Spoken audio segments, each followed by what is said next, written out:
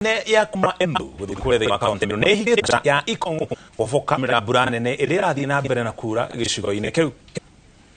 Riu maabitha a borithi kaunti-inĩ yo matongoretio nĩ mũnene wa borithi nĩwe Nicholas Maina morĩtie ahũthĩri a barabara mahũthĩre barabara ingĩ a kuma Meru makĩũria mahũthĩre barabara ya Kivwe gũthiĩ Carolina na arĩa mathiĩte na Meru makĩũrio mahũthĩre barabara ya Matundiri gũthiĩ Kĩanjokoma. Aikari itura ria Ikongo marenda ndaraca ĩyo yaramio tondũ marauga nĩ ĩkoretwo ĩgĩcũngĩrĩria mĩtino kumana na kũgera kwayo.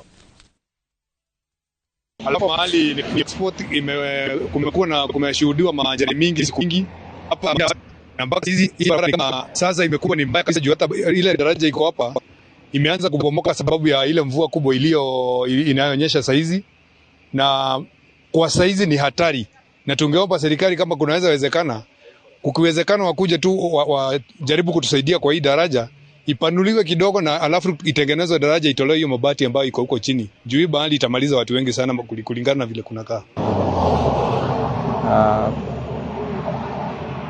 Tumepata madhara ya mvua imenyesha Embu kila mahali. Kwa hii bridge inaitwa nini? Ikongo.